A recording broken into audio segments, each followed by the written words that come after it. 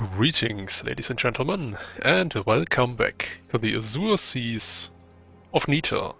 I am their Heizmeister, and this is the third and last installment of the building series for our amphibious watercraft. There it is, at least the prototype. Yeah, this is the fully finished, functional and combat-capable prototype of the amphibious boat. And now we are finally going to construct the real thing, which will be significantly larger than this. Yeah, by the way, if this video is coming out a little bit late, then this means that I had very little time to record this. In fact, I may have recorded this over the span of several days, if not weeks. Yeah, but it should be out before Christmas, I think. Anyway, I have assembled all the necessary things that I would like to install on this new boat, the two weapon systems, which are of particular interest, and of course our fully functional prototype here. That's just transitioning from hover into water mode. Ah, very smooth. Okay then. Now, before we begin, there is something I would like to address. As you may have realized, I have put out building videos so far for FtD content, and only building videos for the last time. Now, I'm completely fine with that, but if you guys want to see anything other than just constructing things for FtD, then please be my guest and tell me if you want to see any I don't know, campaign playthrough or something else. Because, well, I would like to change things up for a bit. And if you are going to suggest a campaign, I'm afraid Nita is most likely out of the question, because I've played Nita so many times. Unless it's with a bit of special rules, like, for example, don't go to war with the Deepwater Guard or the Onyx Watch, and yeah, just give all your territory to them. Yeah, you guys will probably come up with something. Right then, let's start the construction. I have delayed this long enough, and I'm going to build the ship's hull now. Okay, this is it. I have constructed the hull of the new amphibious boat. This is the full-size version of this rather interesting vessel. Let's take a look. Yeah, I've already made some arrangements to fit the seaways in here. I may have to adjust the size of the seaways a bit. It is very tall and very narrow, so I have to rectify this later. Also, in terms of armoring scheme, I went with something that is rather light and, well, disregards armor for mobility. So, this is basically it. A layer of metal, not counting these slopes here. A layer of alloy and something to catch heat or hash fragments, as well as act as a rather modest kinetic protection. Let's be honest here, a heavy armor slope would probably be much better against kinetic shells, but if I'm going to clad this entire vessel in heavy armor, I'm going to need some serious lift to get this thing hovering. So I won't do that. I guess maybe the ammo storage and the AI will be covered in a little bit of heavy armor, but that's going to be it. As for the hull's bottom, I have chosen a double-layered layout, just in case. We still need to arrange some engines around here. I'll probably put in the roll engines here, right in the center line where the hull is at its widest, and we'll go from there. So, next up, guns. Then, the guns have been fully fitted to the hull, at least the main guns, And I've also taken the liberty of starting the engine assembly and propulsion mechanism. I have started work here on the water type propulsion. It's already in place. Actually doesn't look very sturdy now, does it? If I were to delete this... no, wait, that's not what I meant. Yep, there it goes. Okay, well that's only natural, I guess. This is okay. Yeah, anyway, the guns have been set up, and the firing mechanism has been adjusted for synchronized fire. I had to make some last-minute adjustments and fine-tuning to the guns, and I've selected kinetic ammunition of medium caliber and rather modest strength, because there is only so much I could accomplish without fitting railguns onto this. And as you can see here, the recoil management is also very bad. Let's have a look at the kinetic damage of this so you can get a better picture of what I'm talking about. Yeah, I didn't choose any chemical shells because I did not have the space to fit in ejectors or ejector fuses, and thus only the gunpowder will probably explode when this gun gets hit, and not, hopefully not, take out the entire gun assembly as well as a, well, sizable chunk of the bottom of this hole. So yeah, here are the stats, feel free to look at them. It is nothing to write home about, but should be alright for most purposes. This thing isn't expected to duel with the kinds of battleships you meet on Nita, like the Tyr, for example. It's just, well, it's for something else. Yeah, I'm fairly happy. Fairly happy indeed. Looks like the tracers improved the inaccuracy a bit. That is rather welcome. This thing will be wobbling around and moving around quite a bit, so having a little bit of accuracy improvement is okay, though I have been told that for slow firing guns you normally would use stabilizing fins. Yeah, but since I'm using kinetic rounds, it's not something I want to do, because stabilizing fins slow down the shell just a bit. Okay, let's just try to fit in the Seavis in there. It's already getting very, very crowded in here, so yeah. I'll manage somehow. Alright, let's have a look at this. The Seavis have been installed. I know I need to adjust their turret rotation by a bit. I also had to make some adjustments to the gun house for this one. I went with a rather compact, slim version, and once again sacrificing armor. But if you look below deck, then you see an arrangement of many belt-fed autoloaders, which is doing a number on the materials cost for this amphibious boat. And this is a kinetic Seavis, because I want to spare myself the rather large explosion when a one with filled with flak shells. That would cause great pain to me and the boat. So let's have a look.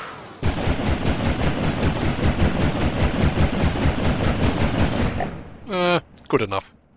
A decision has been made. Not to install 3 or 2 large jet engines, but rather 6 smaller ones, which do the job just fine. Just fine indeed.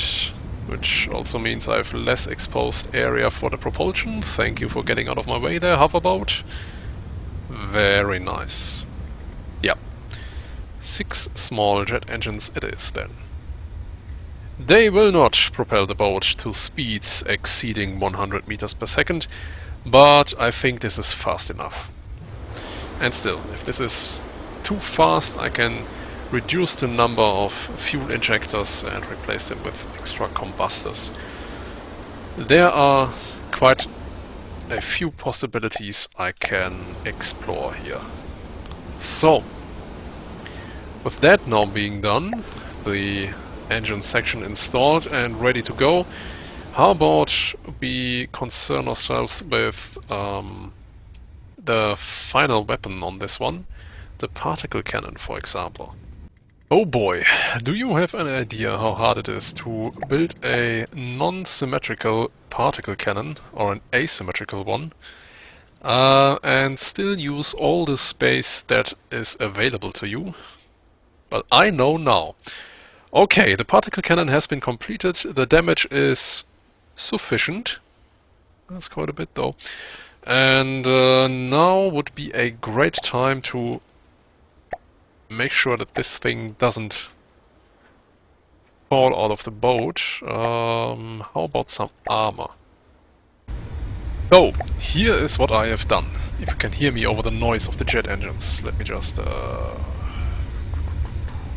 where is it? Anyway. Let me just turn off the jet engines for now. And... we'll get right on with our program. Okay, so I've separated the main fuel engine into two engine blocks. First, to have a little bit of redundancy, so that one hit doesn't take out an entire engine. Well, unless it comes from a very densely packed cram, that is. And secondly, to actually fit the AI in here, where the center of mass is going to be. But due to the heavy particle cannon, it is actually shifted a little bit forward. The particle cannon, I have learned, is effective. Not efficient, but effective. You'll see how it works soon enough when we get to the combat section of this video. So, these are two efficient fuel engines, and they will be providing the engine power needed to basically power the jet engines on this craft and provide the lift as well as the thrust for our waterborne propulsion. That should be enough. I just need a little bit more and then we go from there. Haha! I should have probably enabled mirror mode. Oh, there we go. Okay, the rest can be filled with material containers. I tend to, or at least I plan to, fill every space I have in here. And this still needs a layer of heavy armor. Yeah, this is the AI housing, by the way. Not very spacious, I know. But it should suffice for now. Okay, I think this is a perfect place for large steam turbines. And how about some batteries for now? They are, as I said, quite expensive. 800 for one block. A 3x3x1, that's a lot. But then again, I only need that much power to basically fire one shot from this particle cannon. And, oh, should I say, I need only this amount in capacity. There, that's phrasing it a little bit better. Only enough to fire one shot. One shot is all I need.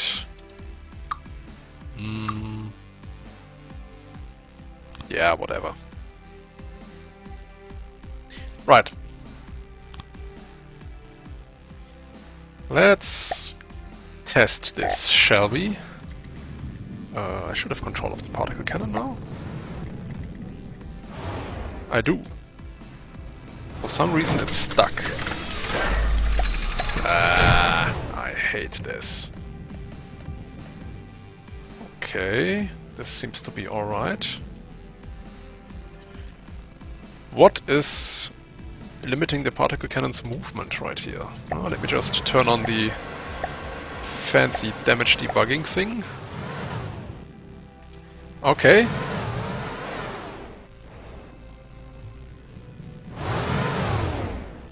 This is not the particle cannon, by the way. What is it? Very strange indeed.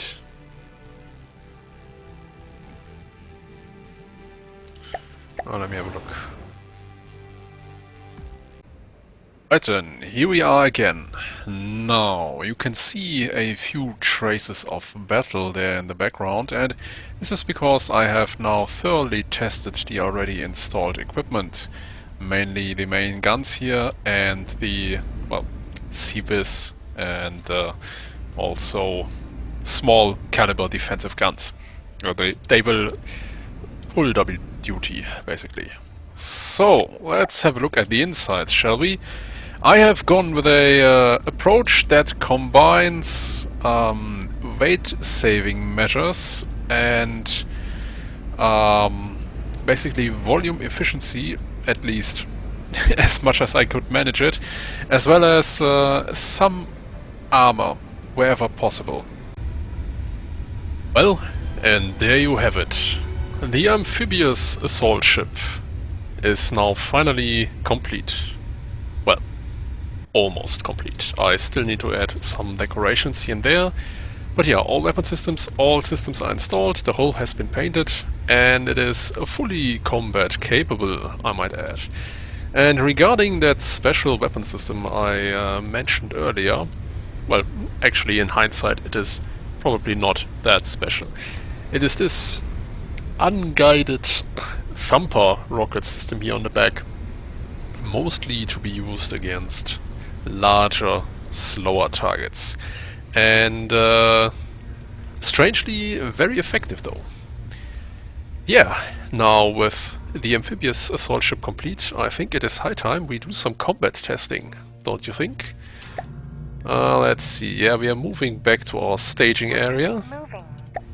Here in, well, what is deep water guard territory in the Nito campaign.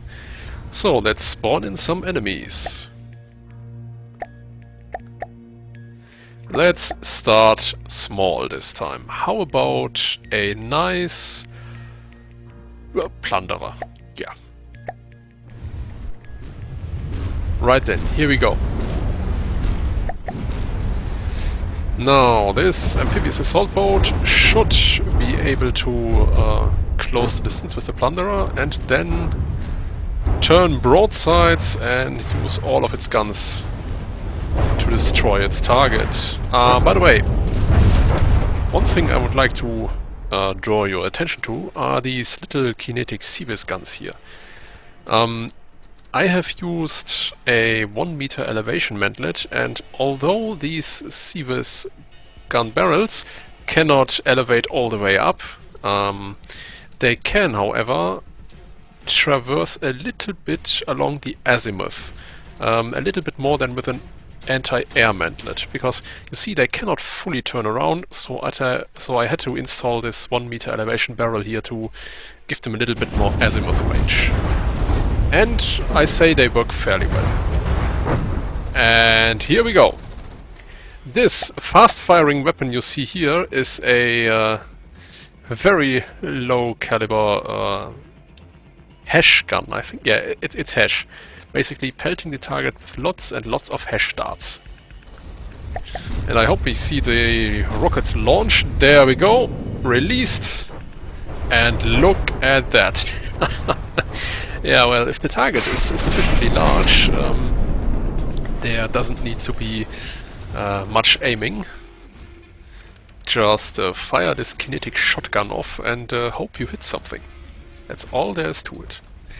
Oh, by the way, I also removed the tracer component from the main guns and replaced it with a super cavitation base. You know, for the capability of engaging underwater targets. And the particle cannon has also ripped out a nice chunk out of the opponent. And you can see here this amphibious assault ship is... well, it can at least defeat a plunderer. Let's leave it at that. So, up next, how about we set up a buccaneer? An airship now. The foe is now bombarding us from above. That means our deck armor will be tested. Should be no problem. No problem at all. By the way, this small caliber hash gun only opens fire when the opponent is within a certain distance. Since it's fairly inaccurate at longer ranges. We have received some hits to our deck here, but nothing major. And there we go, engaging the hover drive, since we are over land now. I wonder, can those missiles hit? Almost. Barely clipped the Buccaneer there. It looks like we defeated it. I think we have destroyed the Buccaneer's AI. Very nice indeed. Let's repair and refill. By the way, I have not installed any repair bots on this one. Not yet. Maybe I will install one or two. Not too many, mind you. Right, we have done this. How about... No, this ship cannot defeat a crossbones. It has no way of intercepting this cram barrage. Absolutely not. But a Murray, I don't know. Should be fine. Now, one thing I want to add with this amphibious assault ship here is that I have put a lot of emphasis on its offensive firepower compared to its defenses, rather. The armor cost, or should I say the relative armor cost of this craft is actually very low. You see here only about 20% of the overall vehicle's cost goes into the armor. It's not much. The rest is of course reserved for weapon systems. Very nice. Come on, get it. And those unguided rockets, you wouldn't think that such a rather low-tech system would be very well effective, but it actually is, at least against sufficiently sized targets. And I'm going to install this system on a ship of mine that desperately needs a retrofit. It's an older version. But yeah, I'm definitely going to install these unguided rockets. I like it. It is not so predictable and, dare I say, boring as guided missiles, but has a rather nice element of randomness to it. And they just missed. Well then. Oh, by the way, the missiles that get launched here on occasion are very nimble EMP missiles. They have 2 fins and 1 EMP head, and they are just there to be used against small targets, small flyers, disabling them so that the main guns and other weapons on this craft can do their job much better. Well, you can't see it yet, but there, far away in the distance, there is a Trondheim. And the amphibious assault boat now has to close the distance and cross basically this island here to get into broadside range, which will also test the amphibious capabilities of this little vessel. Okay, let's see. Here we go.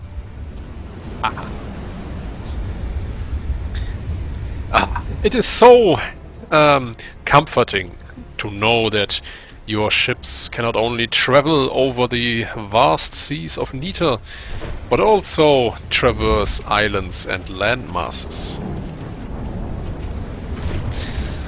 Certainly makes you feel more relaxed that you don't have to invest any effort in making sure that they don't run aground. Alright then, hover drive engaged, and we are closing the distance now. And intercept those missiles and cram barrages. I didn't quite catch it. Okay. And we're opening fire. Very nice. Ouch. Now, while in hover mode, this ship is actually quite maneuverable.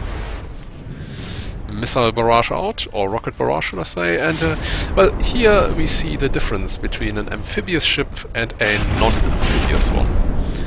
As you can see, the non-amphibious ship ran aground, while ours is still happily moving and basically playing the floor as lava. Yeah, there we go, settle down now. Now, the ship is of course much slower in the water than it is on land. But such is the nature of Nita's, well, I was about to say water, but it's rather a very thick soup. Okay, what are we targeting? We are targeting the bridge up here.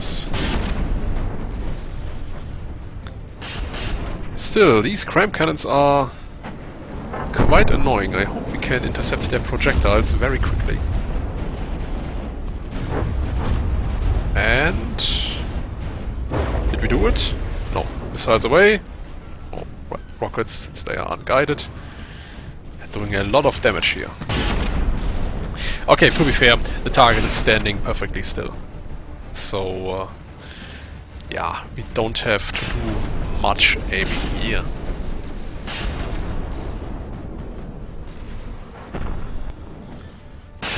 Yeah, I think I was right to go with a scatter lens. While this of course does lower the overall damage of each beam and spreads the damage out over a larger area, it does make it more likely to hit smaller flyers and aircraft that are flying low enough than if you put all the damage in one rather inaccurate beam. I went basically with the shotgun option. Now then, looks like we have lost our low caliber heat gun. That's unfortunate, but we still have a lot more weapon systems left. Oh, that was a lag spike. I think something exploded. Inside my ship? Or did it? Alright then, we are approaching the shore. You know what to do. Come on, do the thing. There we go. And the Trondheim has been defeated. Alright, looks like this is the end of this episode. And the end of this little build series. I will now proceed to take a bit of a break and actually add some decorations to this amphibious assault ship, now that it is fully finished and functional. And by the way, I do want to wish you and your families a Merry Christmas as well, because it should be Christmas when this episode comes out. And I hope you have a nice holiday time, and I guess I'll see you after the Christmas holidays, maybe after New Year's Eve even. You'll see each other in the new year, probably. So, until then, I am the Heizmeister, saying goodbye from the azure seas of Nita, and I'll be continue to cruise not only over land, but also over the sea. Goodbye!